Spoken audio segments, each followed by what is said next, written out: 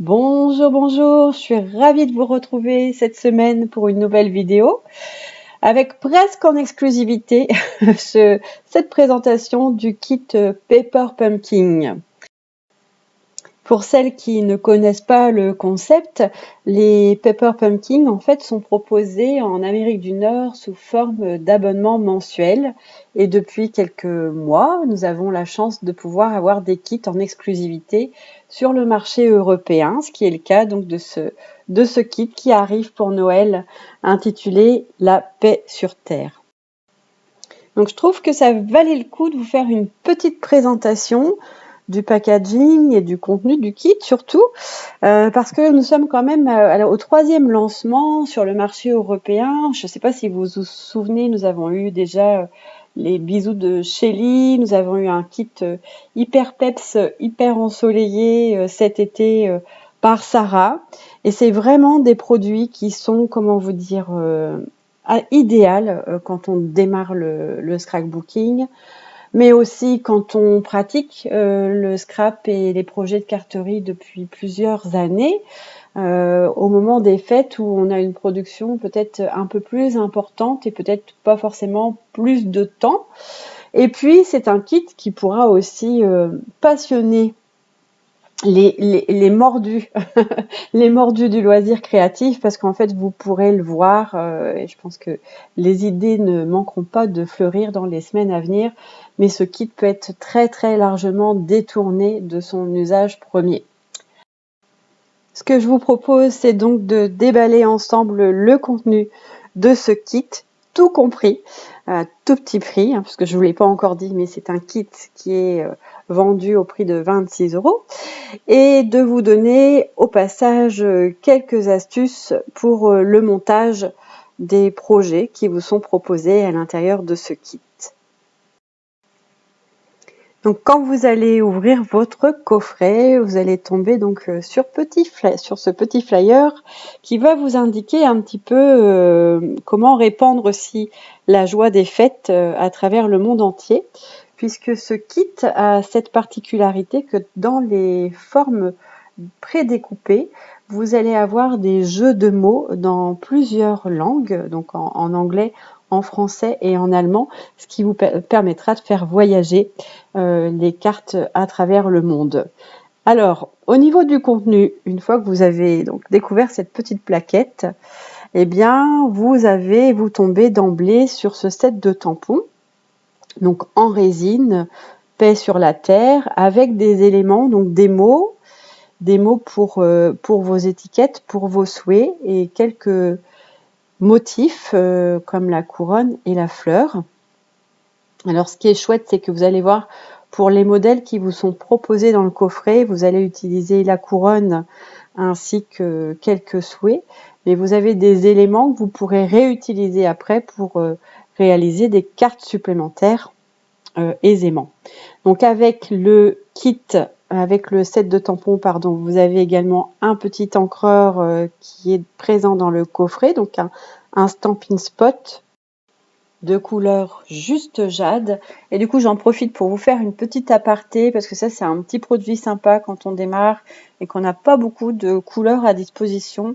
Vous avez dans le catalogue annuel à la fois un assortiment de Stampin' Spot qui vous sont proposés, et vous avez aussi des mini encreurs incolores que vous pouvez venir teinter avec des flacons recharge. Voilà, donc je voulais vous présenter ça parce que ça peut vous permettre d'avoir des couleurs supplémentaires à petit prix, et donc du coup de pouvoir aussi utiliser de manière optimum vos tampons en jouant ne serait-ce qu'avec les couleurs d'encre. Donc on va déballer maintenant ce petit papier de soie et on découvre donc l'ensemble carterie.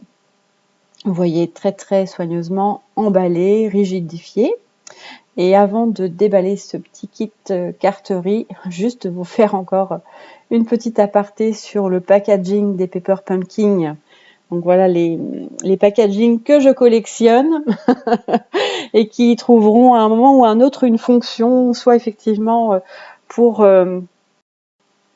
ranger mes créations, par thème ou par saison, ou même ranger mes embellissements. Enfin, je pense qu'il y a vraiment plein d'usages à inventer avec ces boîtes. Alors, passons au reste donc du contenu du kit. Donc, sur la partie papier, embellissement, ficelle, point de mousse, point de colle. Donc, à l'intérieur du kit, vous allez avoir de quoi réaliser 8 cartes selon 2 modèles qui vous sont proposés. Bien sûr, si vous êtes à l'aise, vous allez voir qu'avec les éléments, vous pouvez vite composer d'autres modèles de cartes.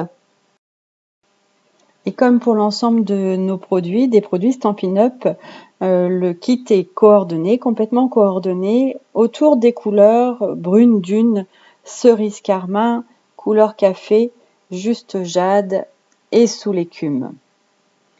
Voilà, donc je commence par vous montrer donc la ficelle de lin, cerise carmin.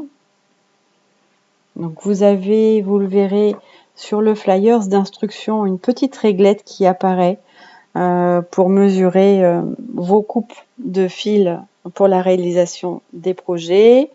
Vous avez une planche complète de points de mousse Stampin' Dimensionals, des éléments prédécoupés, donc là sont les images de fond qui sont embossées, 8 enveloppes, puisque le projet donc est prévu pour réaliser 8 cartes avec ce petit détail à l'intérieur de papier cerise carmin et la reprise de tous les vœux dans toutes les langues, les fonds de cartes avec donc ce que je vous disais tout à l'heure, un accent métallisé, couleur or. Alors ce qui est chouette, c'est que vous avez donc 4 modèles avec des lignes verticales et 4 modèles avec des lignes horizontales.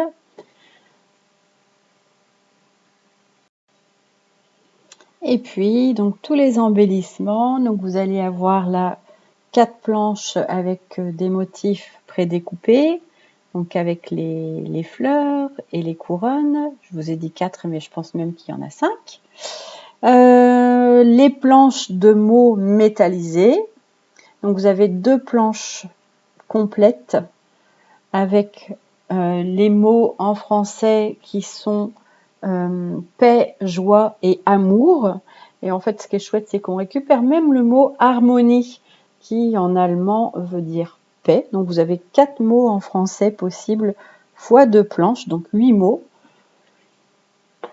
Et enfin, les étiquettes prédécoupées avec un petit effet couture en bordure, donc de 2 tailles différentes pour chacun des styles de cartes. Et puis des petites mousses, des petits points de colle, des petits points de colle qui vous permettront d'assembler, non pas en relief, d'assembler vos éléments, pour le coup, papier sur papier.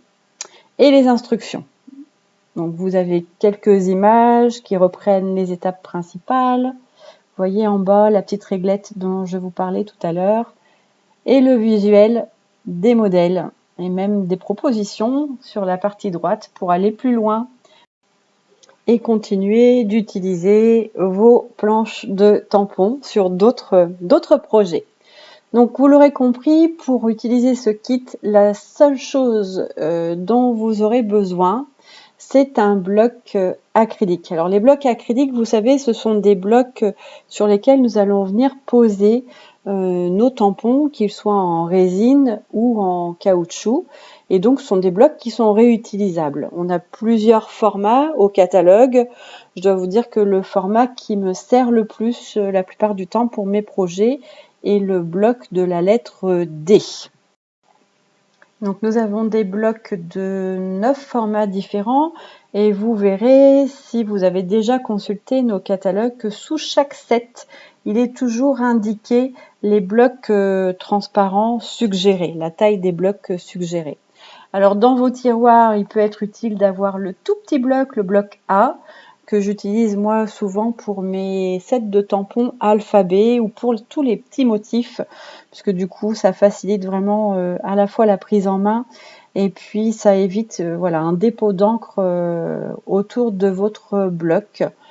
Et puis il peut être utile aussi d'avoir un bloc un petit peu allongé pour les textes un peu plus longs qu'un vœu. Mais pour ce coffret-là, le bloc D pourra être utilisé intégralement pour positionner tous vos tampons. Le dernier bloc dont je ne vous ai pas parlé, c'est le bloc F qui est le plus grand de la collection. Alors celui-ci peut être utile quand vous voulez faire un assemblage de plusieurs motifs et le tamponner en une seule fois, ou conviendra également pour les tampons grand format et les tampons de fond notamment. Alors, je dois dire qu'aujourd'hui, on a aussi pour les tampons de fond et pour l'assemblage de tampons, le Stamparatus, qui fera à un moment ou à un autre l'objet d'une autre vidéo, qui est aussi très très facilitant parce que pour le coup, sur des grands motifs, quand l'ancrage n'est pas parfait, le Stamparatus vous permet de revenir plusieurs fois sur la même zone pour retamponner là où ça serait pas bien ancré. Voilà. Donc c'était encore une fois une aparté. Voilà, je profite vraiment de cette vidéo qui peut-être sera regardée par des débutantes pour vous présenter des petits produits utiles quand on démarre. Donc je vous ai parlé tout à l'heure des Stampin' Spot. Je vous fais quand même une aparté sur les blocs acryliques parce que voilà, les tampons, il faut bien les positionner sur quelque chose pour pouvoir avoir une expérience d'estampage agréable. Donc voilà, le bloc D, il faut compter 10,50 €. On continue. Je pense qu'on va démarrer là la partie créative. Et donc, je reprends le petit flyers pour regarder un petit peu les étapes, le pas à pas qui vous est proposé. Et donc, ce qu'on vous indique, c'est de commencer par tamponner les vœux sur vos étiquettes et puis votre couronne. Vous allez vous munir de votre Stampin' Spot, votre mini encreur. Vous pouvez inciser d'un côté, voire même des deux. Ça sera plus facile de pouvoir enlever le couvercle complètement, puisque je vais prendre l'encreur en main et venir appliquer l'encre sur le tampon plutôt que le contraire. C'est valable pour un Stampin' Spot comme pour un encreur de taille classique. Il vaut mieux venir déposer l'encre sur votre tampon. Ça vous permet de voir où vous tamponnez, où il y aurait éventuellement des manques. Et puis ça évite d'écraser le tampon dans l'encre et d'avoir du dépôt d'encre au-delà de votre motif. Les tampons sont neufs. Donc ce que je vous recommande aussi, c'est de les passer de les nettoyer avant leur première utilisation, puisqu'ils sortent d'usinage et du coup il peut y avoir un petit dépôt un peu graisseux et du coup l'encre va pas forcément bien adhérer. Donc ce que je vous conseille avant la première utilisation, c'est de lui faire un petit nettoyage à la lingette au chamois synthétique. Sachez que les encres sont des encres à eau et du coup, voilà, ne nécessitent pas d'ajout de produits spécifiques pour être nettoyés. Si vous êtes un petit peu perfectionniste pour la couronne, je vous recommande aussi voilà, de la positionner sur le motif de telle sorte à laisser apparaître les baies entre les branches avant de la positionner sur votre bloc et de venir l'ancrer. Donc j'ai bien repéré où était le haut de ma couronne et je viens tamponner donc le motif sur une couronne qui est déjà partiellement illustrée avec déjà des feuilles de couleur sous l'écume et des petites baies rouges. Il est préférable de tamponner sur une surface plane, relativement dure. Et donc la suite des instructions donc vous indique d'ajouter la ficelle donc cerise carmin sur les pièces gaufrées.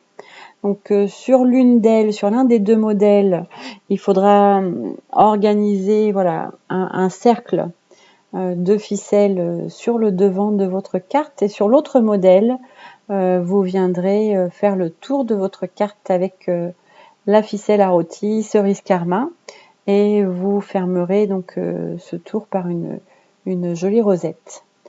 Donc le fil, vous le posez, j'ai envie de dire, négligemment.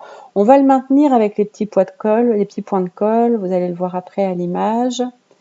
Je vais avoir besoin, voilà, de 2 images de fleurs prédécoupées, d'un petit bandeau métallisé,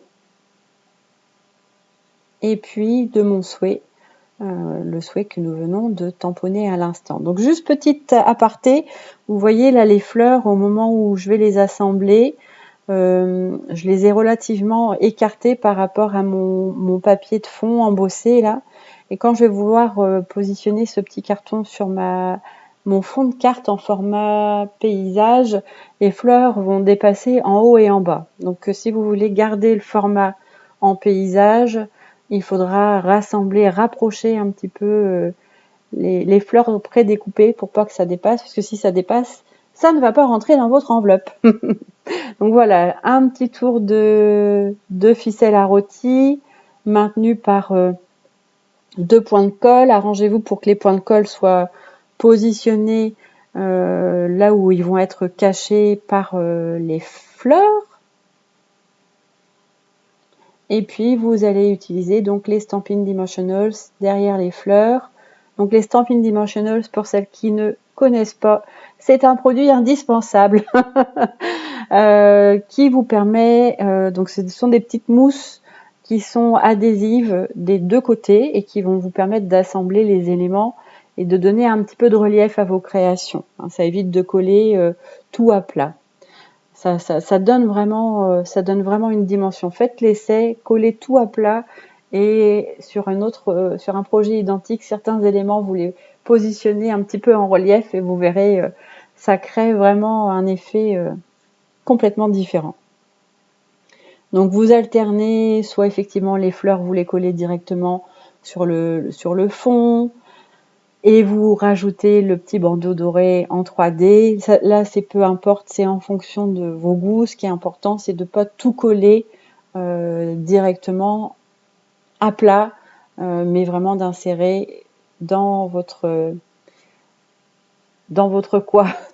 accumulation d'assembler avec des Stampin' Dimensionals. Donc c'est ce que je vous disais, voilà, arrive le moment où je vais positionner mon joyeux Noël et mon bouquet sur ma carte en format portrait et non pas en format paysage, parce que ça dépasse un petit peu. Donc si je veux la faire en format paysage, il faudra vraiment rapprocher les 2 fleurs prédécoupées. Ça va, j'espère que je suis claire.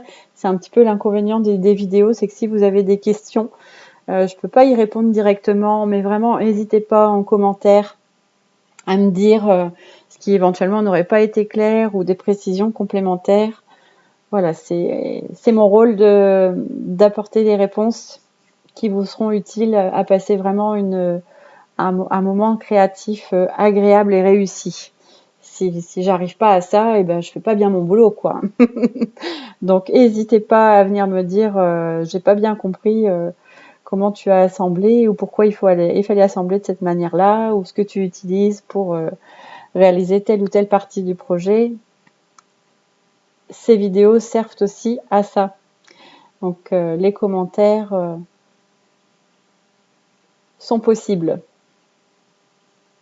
Voilà, donc sur le deuxième projet, ce que je vous disais, il faudra faire un petit tour de ficelle à rôti. Alors sur le document, ils indiquent de couper un morceau de 45,7 cm de ficelle. Je pense que j'en ai coupé un de 35. Ça suffisait. Après, vous pouvez, du coup, en réduisant un petit peu, vous pouvez faire un tour de ficelle sur une et puis peut-être 2 tours de ficelle sur l'autre. C'est selon votre goût. La partie la plus difficile de cette création, ce sera de réaliser votre rosette de manière tendue. Je sais que c'est pas la partie toujours la plus préférée, la partie préférée des créatives. Voilà, on fait glisser après le petit nœud et on va venir ajouter la couronne en 3D ou pas, c'est ce que je vous disais tout à l'heure. L'idée, c'est vraiment de jouer sur les épaisseurs et de coller en fonction de vos goûts certains éléments en 3D et d'autres pas. Donc là, j'ai utilisé pour la couronne des 3D. Et sur la couronne, on va venir utiliser un petit mot prédécoupé. Donc en français, je vous ai dit que vous en aviez 8 en comptant le mot harmonie qui convient aussi finalement pour notre pays, mais vous pouvez aussi utiliser les mots en anglais ou en allemand. Si vous voulez faire voyager ces cartes, vous avez vu apparaître le petit plioir en os, ceci qui fait partie, je trouve, du trousseau de base quand on commence à créer des petites réas en papier. Donc là, normalement, vous devriez assembler le mot joie avec les petits points de colle. Ils dépassent un petit peu, hein. Donc il faut les replier, ils dépassent. Ou alors j'ai peut-être pas choisi le bon endroit stratégique pour les positionner. Bon, moi je suis pas fana des points de colle, hein. Les points de colle, je préfère travailler avec ma colle multi-usage. Donc en général, même ces mots-là, soit je les colle avec ma colle multi-usage ou ma colle à précision. Mais dans le kit, vous avez les points de colle, donc vous pouvez utiliser les points de colle pour assembler votre mot. Donc le mot joie ici. Et puis, qu'est-ce qui va nous rester? Il va nous rester le petit vœu que j'ai pas tamponné tout à l'heure. J'ai tamponné que les grandes étiquettes. Et j'ai tamponné la couronne, mais vous pouvez du coup aussi tamponner le petit vœu qui va compléter le mot que vous avez choisi sur les petites étiquettes avec l'effet couture. Je ne sais pas si à la caméra on va voir tous ces petits détails. Voilà, le petit nettoyage sur le chamois synthétique. Donc n'hésitez pas, si vous démarrez aussi et vous voulez des recommandations sur un kit pour démarrer. Alors le coffret, il peut être vraiment utilisé tel quel en ajoutant un bloc acrylique. Mais si vous voulez agrémenter ce kit de matériel qui vous permettront de continuer à créer, eh bien n'hésitez pas aussi à revenir vers moi. Je pourrais vous conseiller sur les basiques. Voilà, je pense que les images vont vous permettre de suivre vraiment les étapes du projet jusqu'au bout. Qu'est-ce que je peux vous dire? Oui, donc là je montre effectivement que on peut assembler avec les points de colle qui sont proposés dans le kit.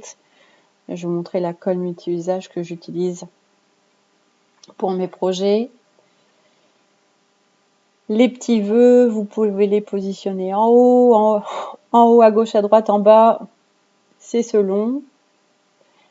Sur l'étiquette, je vais mettre seulement une mousse 3D sur la partie droite et coller sur la partie gauche, parce que comme ma couronne est un petit peu en épaisseur, ça me permet d'avoir ma petite étiquette de vœux à niveau. Voilà.